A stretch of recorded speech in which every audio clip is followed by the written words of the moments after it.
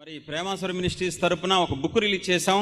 అది ఒక బ్రాండ్గా అయిపోయింది. దాదాపు ప్రపంచంలో 50 దేశాల్లో ఆ బుక్స్ ఉన్నాయి. దేవునికి మహిమ కలుగును గాక. ఈ బుక్ మీలో చాలా మంది తెలుసు.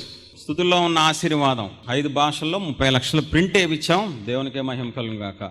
ఎలా స్తుతించాలో చాలా మంది తెలియక స్తుతి స్తుతి స్తుతి స్తుతి, అంతేగాని అసలు ఎందుకు స్తుతించాలి, దేవుడు ఏమై ఉన్నారు, దేవుడు ఏం చేయగలరు, దేవుడు ఏం చేశారు అని క్లారిటీగా మనం స్తుతించాలి దేవుణ్ణి. మరి బైబిల్లో అన్ని కీర్తనలు ఉన్నప్పటికీ చాలా మందికి స్తుతి చేయడం తెలియదు. మరి బైబిల్లోంచే కొన్ని విలువైన దేవుని ఆత్మ కలిగి 100 స్తుతులు రాసి రిలీజ్ చేయడం జరిగింది. మరి ఈ బుక్ ప్రజల్ని ఎంతో ప్రభావితం చేసిందండి. ఎందుకంటే ఈ బుక్లో దేవుని యొక్క అభిషేకం ఉంది, దేవుని శక్తి ఉంది. ఈ బుక్ దేవుడి ద్వారా వచ్చింది కాబట్టి ప్రజల జీవితాలకు ఉపయోగపడుతుంది. మరి దాదాపు 100 బుక్ స్టాల్స్ లో ఉంది, 1000 సంఘాల్లో ఈ బుక్ ఉంది, ఇండియాలో ఉన్న అన్ని రాష్ట్రాల్లో ఈ బుక్ ఉంది. ఇప్పుడు అయితే ఈ మినిస్ట్రీ తరపున ప్రార్థనా పూర్వకంగా ఉపవాసం ఉండి 2వ బుక్ రిలీజ్ చేస్తున్నాం. దేవునికి మహిమ కలుగును గాక. ఇది 2016లో మినిస్ట్రీ స్థాపించిన 1 year కే రిలీజ్ చేసాం. అప్పటికి మాకు సంఘం కూడా లేదు. కానీ ఈ రోజు 10 ఏళ్లకి దేవుడు చాలా విస్తరణ మమ్మల్ని చేశారు. ఇప్పుడు అభిషిక్తుల చేతుల మీదుగా ఈ బుక్ రిలీజ్ చేస్తున్నాం, అయ్యగారి చేతుల మీదుగా. అది ఎంతో ఆశీర్వాదం మనందరికీ. అయ్యగారు ప్రార్థన చేసి బుక్ రిలీజ్ చేస్తారు. పరమ తండ్రికే మహిమ, పరమ ప్రభువుకే మహిమ, పరమాత్మనికి మహిమ. ఈ మినిస్ట్రీ ద్వారా ప్రభువా మీకే మహిమ, ఘనత, ప్రభావాలు ఎల్లప్పుడూ కలగాలిగాక. ఈ 2వ స్తుతుల బుక్ను బట్టి మేమందరము మీకు స్తుతి స్తోత్రాలు చెల్లిస్తున్నాం. ఎంతో మందికి మహిమకరంగా, ఆశీర్వాదకరంగా ఉండినట్లు సహాయం చేయండి.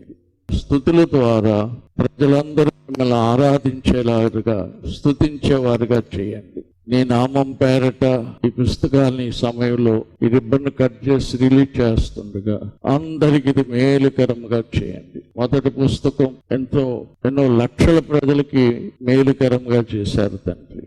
ఈ బుక్ కూడా అలా ఉండాలని హృదయపూర్వకంగా నేను కోరి వీటిని దీవిస్తున్నాను. దీన్ని రిలీజ్ చేస్తున్నాను యేసు నామములో, తండ్రి కుమార పరిశుద్ధాత్మ యొక్క నామమైన యేసు నామములో ఈ రిబ్బన్ కట్ చేసి దీన్ని రిలీజ్ చేస్తున్నాను. దేవుడు ఈ స్తుతుల ద్వారా మహిమపరచబడునుగాక.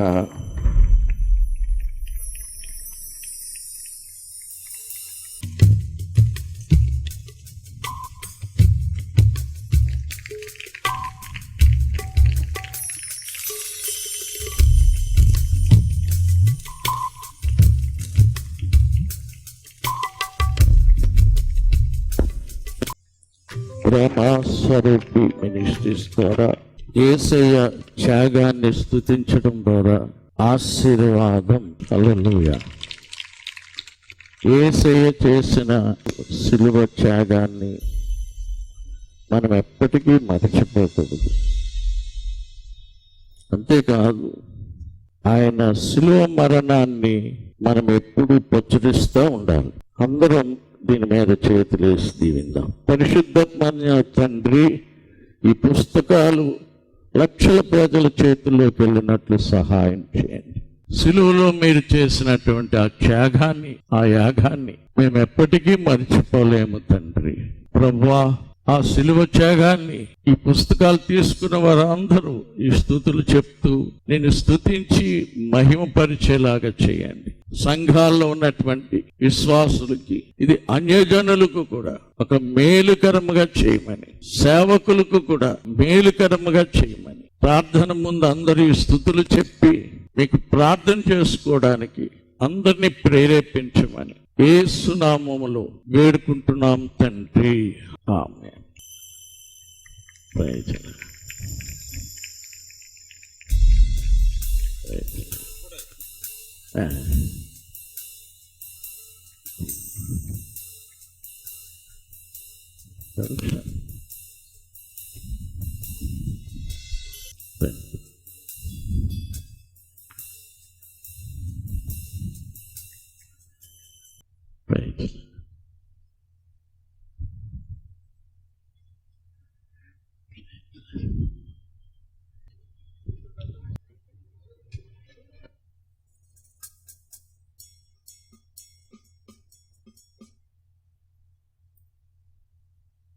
చూడండి, ఈ బుక్ అసలు ఏంటి, ఈ బుక్ రాయడానికి కారణం ఏంటి, ఈ బుక్ లో ఏముంది, ఈ బుక్ చదవడం వల్ల కలిగే లాభం ఏంటి, ఫాస్ట్ గా చెప్తాను.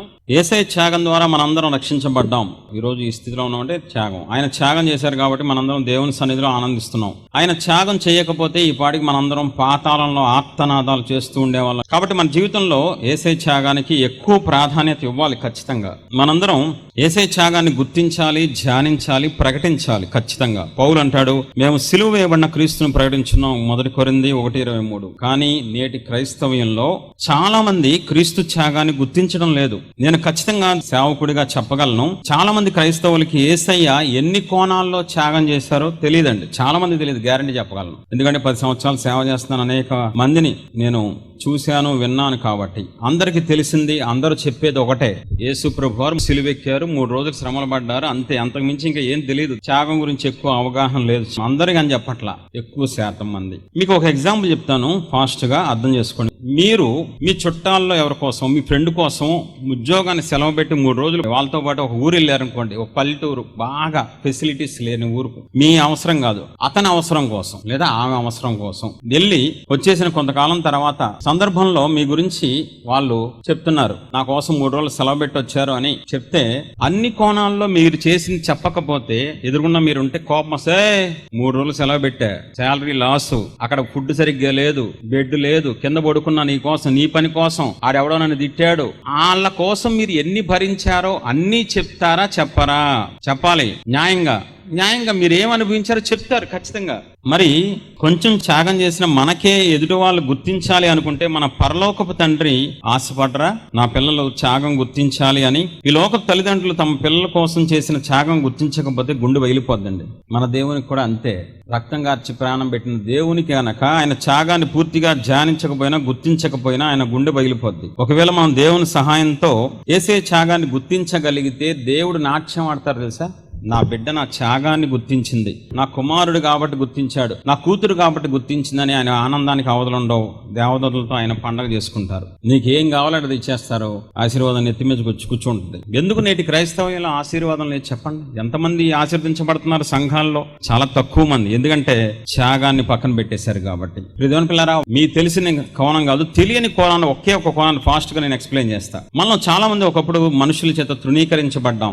దేవుని కృపను బట్టి మనం రక్షించబడి ఈ రోజు ఆ బాధ మర్చిపోయి సంతోషంగా ఉన్నాం. నేను కూడా ఒకప్పుడు అందరి చేత వెలివేయబడ్డాను, యవ్వన వయసులో తృణీకరించబడ్డాను. యెషయా గ్రంథంలో అతడు తృణీకరించబడిన వాడును ఆయను, అదే చివరిలో అతడు తృణీకరించబడిన వాడు కనుక మనం అతన్ని ఎన్నిక చేయకపోతిమి. మీ అందరికీ తెలుసా యేసయ్య ఎలా తృణీకరించబడ్డారో, ఏ విధంగా తృణీకరించబడ్డారో, ఎన్నిసార్లు తృణీకరించబడ్డారో 4 సువార్తల్లో చదివారా? నేను కొత్తగా ఏం చెప్పట్లా, బైబిల్లో ఉన్న చెప్తున్నా.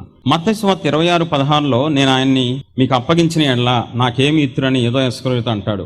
లోకా 8:37లో గెరాసీనుల ప్రాంతంలో నుండి జనులందరూ బహు భయాకాంతులై తమ్మును విడిచి పొమ్మని ఆయనను వేడుకొండ్రి. లోకా సువార్త 4:28-29లో సమాజం మందిరంలో ఉన్న వారందరూ ఆ మాటలు విని ఆగ్రహంతో ఆయనను తలకిందులుగా పడదోయాలని తమ పట్టణం కట్టబడిన కొండపేటు వరకు ఆయనను తీసుకుని పోయిరి.